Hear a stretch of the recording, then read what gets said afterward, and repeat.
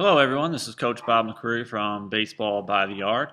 I have a brief presentation here that is directed mainly towards the increasing number of parents and coaches who are using videotape to help their players improve their baseball skills. Shooting and editing video has become so easy, but there are some simple tips that need to be taken into consideration, especially when filming baseball players, and in this case, pitchers. Presentation is broken up into three parts.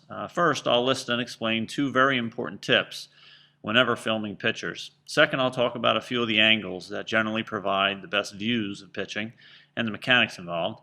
And lastly, I'll show you where you can get some additional resources if you are a parent, coach, or a player. So let's jump right in and let's deal with part one. Certainly anything you can do to keep the camera as steady as possible when you are shooting is going to increase the quality of the footage and therefore help with analyzing it in the future. Obviously a tripod accomplishes this very well. They're inexpensive and they can really be a big help. Another benefit to them is that whoever is taking the footage doesn't have to keep one eye on the camera and one eye on the game like you do when you're holding it in your hand. The person filming can just set it on the tripod, push play, and then just sit back and enjoy the game. The second tip here involves zooming in or out correctly. The photo on the left is an example of the camera being too close to the pitcher. Although there may be times when zooming in to a specific part of a pitcher's mechanics may be appropriate, really the best view would be to have the entire mound in the frame, like the photo on the right.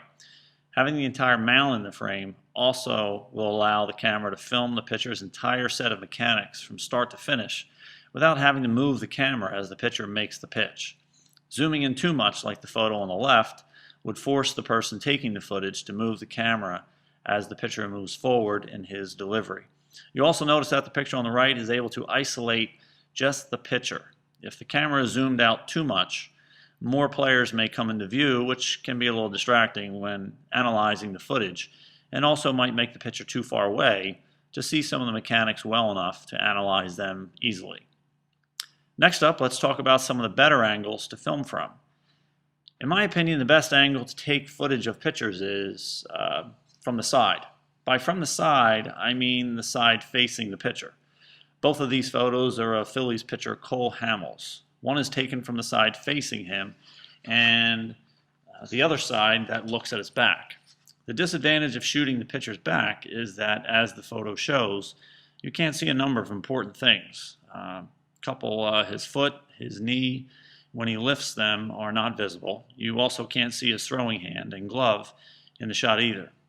When you see my future presentation on how to analyze this pitching footage, you will get a better understanding of why shooting from the side facing the pitcher is much easier and better. So basically, if the pitcher is left-handed, the camera should be positioned behind first base. If he is a righty, the camera should be behind third base. The second best option for filming is directly behind home plate.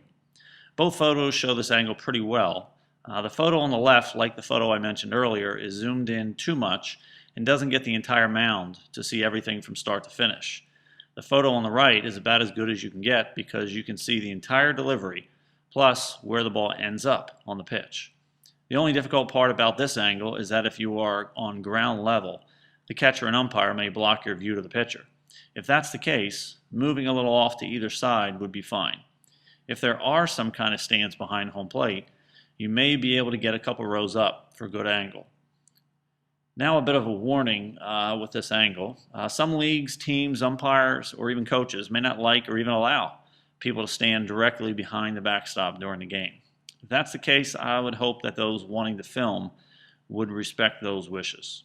You also have to be careful about the impact on the pitcher as well. Some pitchers couldn't care less who is standing behind home plate, but some might get very nervous if every time they look at home plate, they see mom or dad with a camera watching every move. Every kid is different, so I would just ask that you use your own discretion on that one.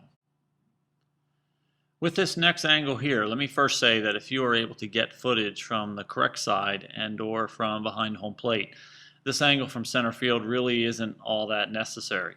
It's good for watching games on TV, but not as good as the others are for analyzing pitching mechanics.